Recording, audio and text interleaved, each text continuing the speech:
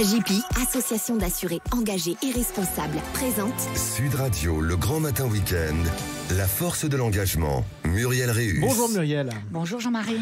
S'engager contre la prostitution des mineurs, on va en parler avec votre invité Aziz Essadek, qui est maître de conférence à l'Université de Lorraine et psychologue clinicien. Évidemment, c'est une cause qui vous tient à cœur, Muriel. Oui, c'est un sujet extrêmement sérieux, un drame silencieux qui se joue sous nos yeux. D'après un rapport remis en 2021 à Adrien Taquet, alors secrétaire d'État chargé de l'enfance et des familles, le nombre de mineurs exploités à des fins sexuelles a augmenté de 70% entre 2015 et 2020. Aujourd'hui, environ 15 000 enfants pris en charge par l'aide sociale à l'enfance seraient victimes de ce fléau. L'association Agir contre la prostitution des enfants estime, elle, que 20 000 mineurs seraient concernés à l'échelle nationale. Et à l'échelle mondiale, l'abus sexuel des enfants figure parmi les crimes les plus lucratifs et touche jusqu'à 5% des enfants et des jeunes. Alors ce fléau prospère sur des terrains minés, bien sûr, par la précarité, les traumatismes passés et les nouvelles technologies. Oui, parce que les réseaux sociaux sont des outils de prédation redoutables qui permettent aux proxénètes de recruter et de manipuler les mineurs avec une facilité glaçante. Pour les victimes, pour ces enfants, les séquelles sont immenses. Traumatisme profond, souvent aggravé par un sentiment de honte et de stigmatisation qui les réduisent au silence, l'isolement qui les empêche de demander de l'aide, la précarité accrue dans un système qui peine à les protéger ou à leur offrir des perspectives de reconstruction. Ces jeunes, déjà fragilisés par des parcours de vie difficiles, se retrouvent piégés dans une spirale dont il est presque impossible de se sortir seul. Et bien que la France ait réaffirmé sa position abolitionniste avec la loi du 13 avril 2016, qui pénalise les clients, son application reste inégale et les ressources allouées, encore, est terriblement insuffisantes. Cette carence engendre des lacunes, notamment dans les dispositifs de réinsertion sociale. Alors, comment peut-on espérer une reconstruction quand on doit affronter seul la précarité, un faible niveau de scolarisation et des traumatismes non résolus ? Pour prévenir la prostitution des mineurs, il est impératif, disent tous les spécialistes, de s'attaquer aux facteurs de vulnérabilité, souvent interconnectés, qui les exposent à ce danger. Antécédents de violences sexuelles et physiques, famille dysfonctionnelle, exposition précoce à la pornographie ou comportement sexuel à risque, consommation de drogue et d'alcool, fugues répétées, difficultés relationnelles et incapacité à se protéger de relations toxiques, mauvaise estime de soi, dépression, solitude, naïveté. La lutte contre la prostitution des mineurs ne peut se limiter à des discours, elle exige un système de prévention efficace, capable d'identifier et de neutraliser les risques à la source. Et, bien sûr, des dispositifs solides de prise en charge pour offrir aux victimes, enfin, une véritable chance de réparation et de reconstruction. Eh bien, on en parle avec votre invité Aziz Essadek. Bienvenue sur Sud Radio.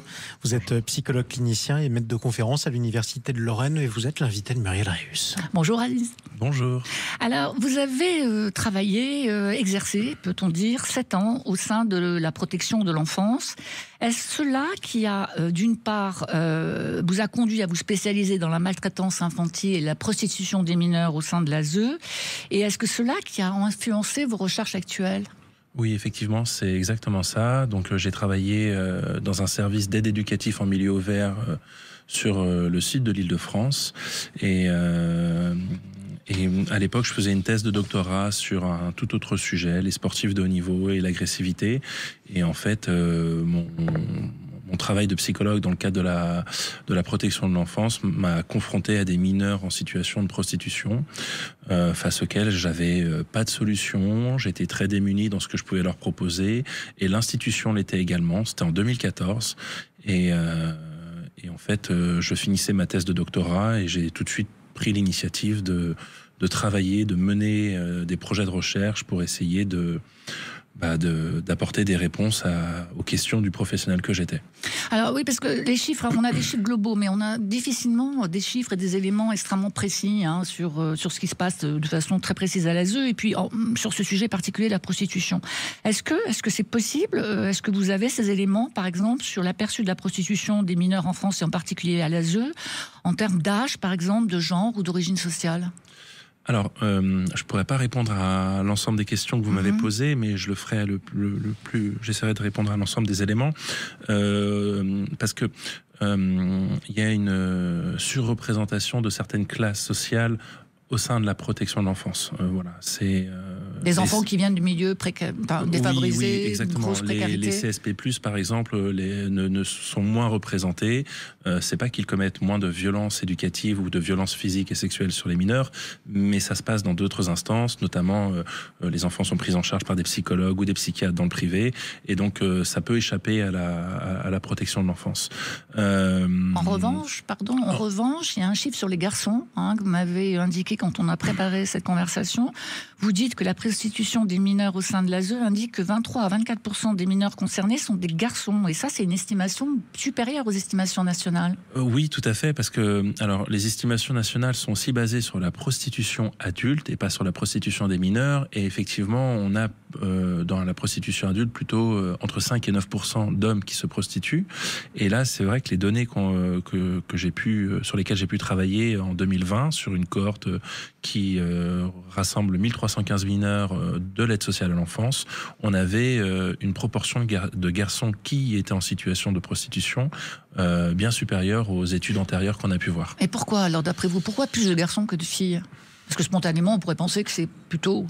Non, il y a plus de filles quand même. On a quand même 78% de filles, mais on a 25 sur 100%, 25% sont des garçons, approximativement. Hein.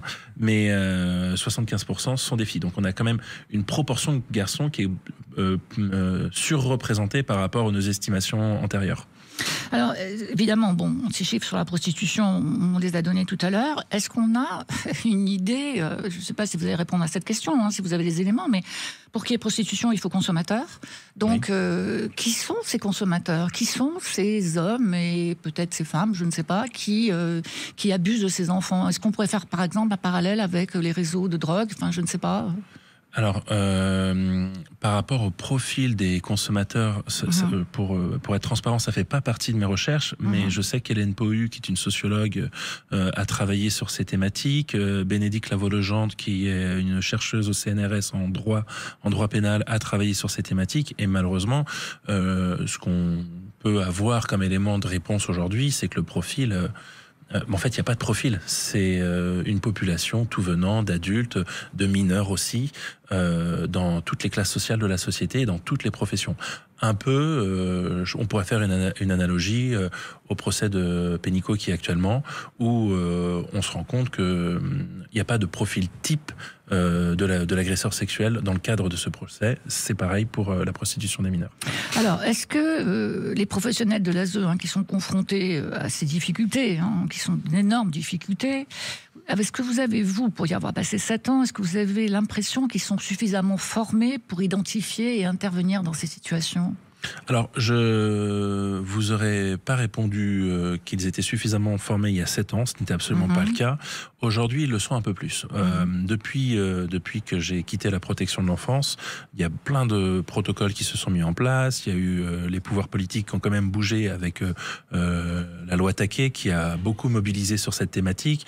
Il y a de plus en plus de formations qui ont été réalisées par notamment la CPE qui a été moteur sur ces formations.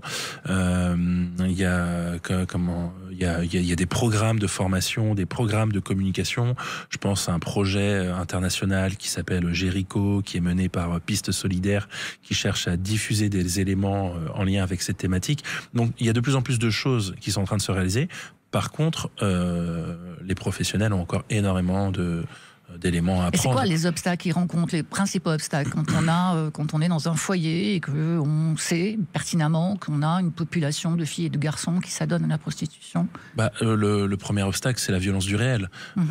Quand vous êtes un professionnel, quand vous êtes un adulte et que vous avez des mineurs qui sont victimes de violences sexuelles dans le passé et qui répètent à travers des actes prostitutionnels ces violences sexuelles, ça génère des phénomènes de sidération chez tous les adultes qui les accompagnent. Que ce soit la famille, que ce soit les forces de police dans le cadre des enquêtes, ou que ce soit les professionnels du travail social et même nous psychologues.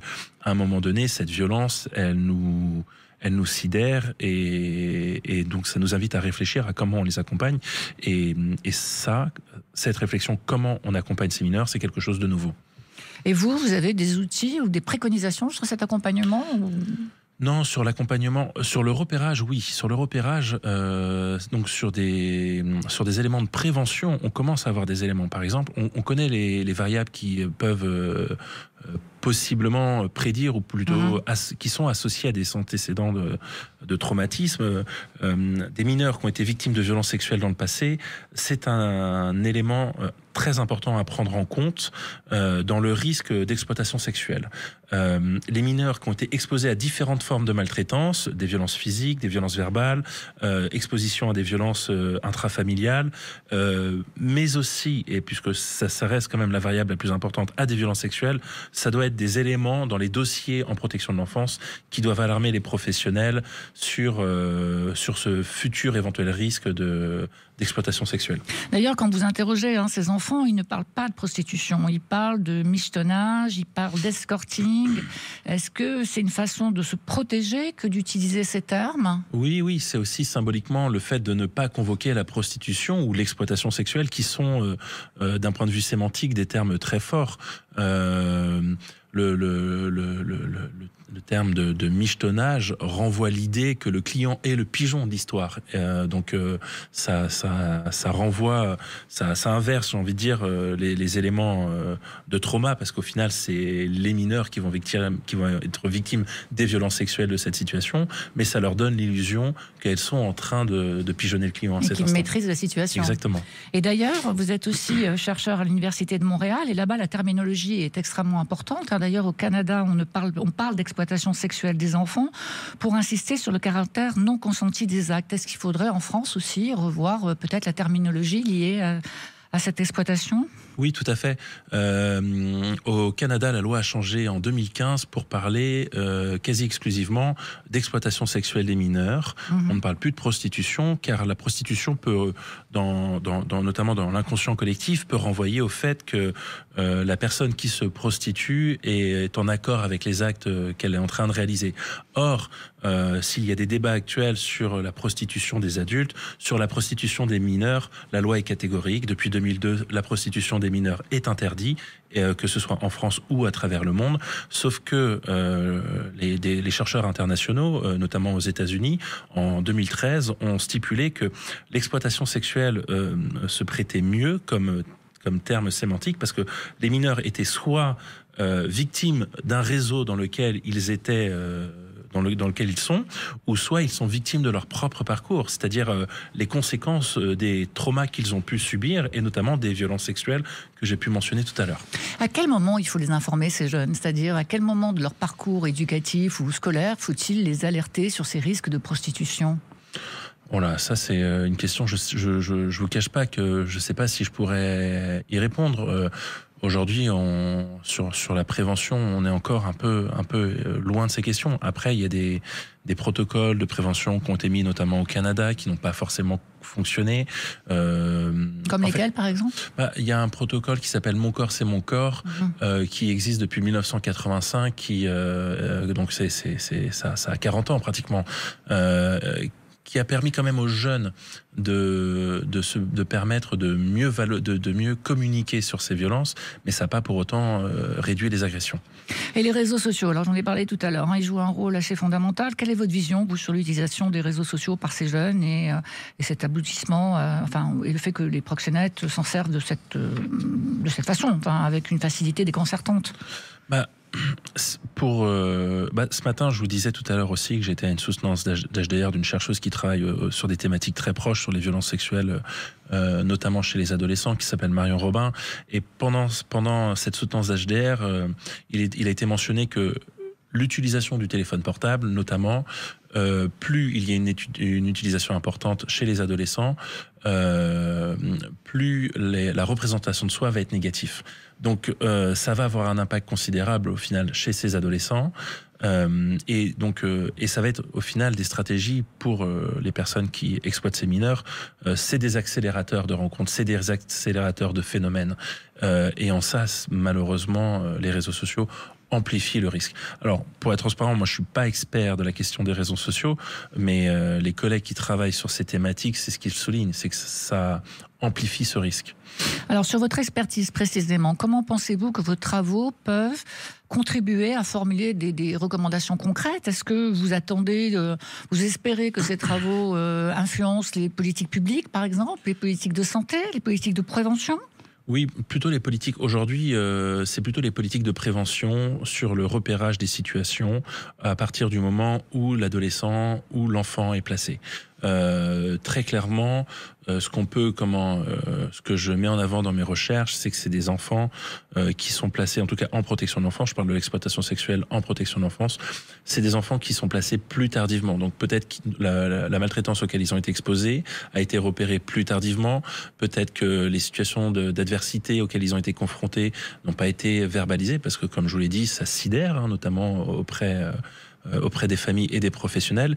Mais à partir du moment où le dossier arrive au juge des enfants, dans les services de la protection de l'enfance, quand on peut repérer 3 éléments de maltraitance, dont un est une violence sexuelle, ça doit être un indicateur du risque d'exploitation sexuelle.